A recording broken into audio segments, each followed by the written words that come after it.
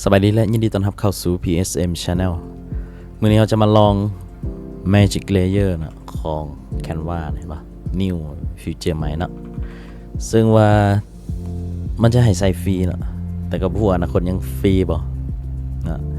มันจะเป็นตัวที่ฟีเจอร์ที่เอารูปภาพนะมาแยกเป็นเลเยอร์ออกให้เฮาสามารถ edit ได้นะ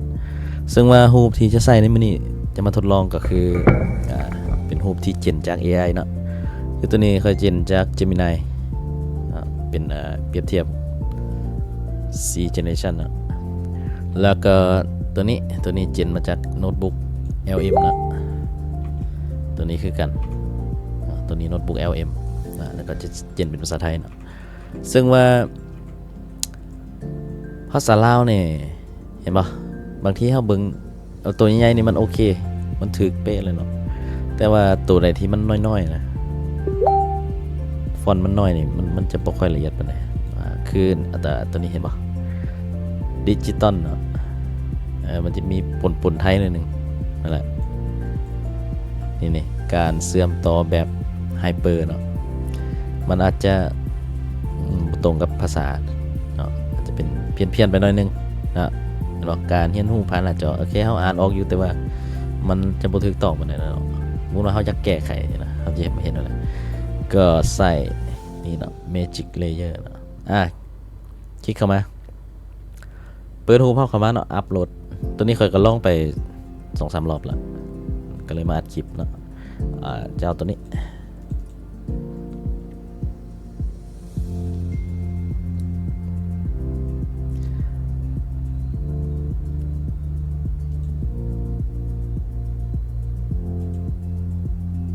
รู้สึกว่า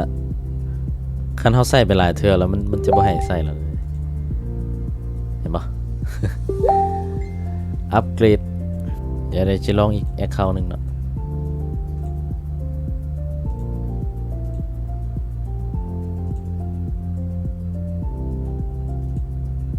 กดเข้ามาที่ Magic Layer เนาะอัปโหลดไฟล์ของเขานี่ตัวนี้เจนมาจาก Gemini เด้อ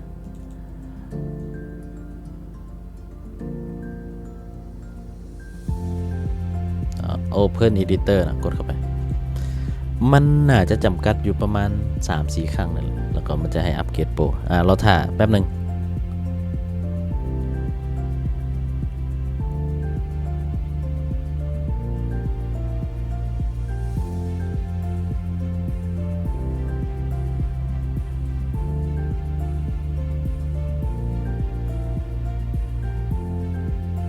ตัวนี้เขาใส่จะเป็นเวอร์ชันฟรีนะเห็นปะมันจะแยกออกมาให้เป็นเลเยอร์เลยนะและ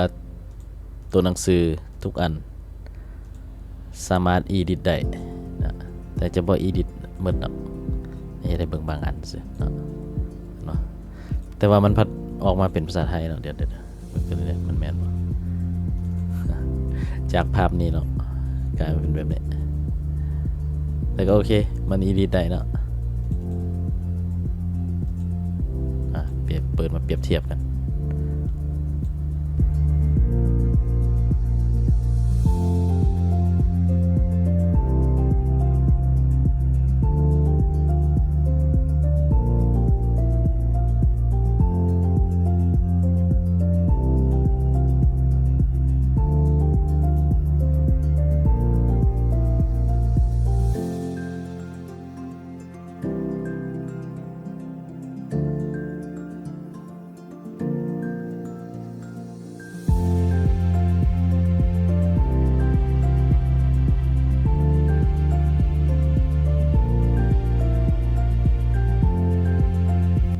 แต่ว่ารูปสมองนี่ทึกลึกไปเนาะว่าเป็นอย่างอันนี้เขาเห็นให้เบิ่งซื้อมันเป็นฟีเจอร์หนึ่งที่มีไมค์อยู่ใน Canva เนาะสามารถเอารูปเข้ามาแล้วก็ให้มันแยกเป็นเลเยอร์ให้เราสามารถ edit ได้เนาะว่าจะเป็นทั้งรูปทั้งตัวหนังสือเห็นไหมนี่ไอคอนต่างๆแยกออกได้หมดเนาะ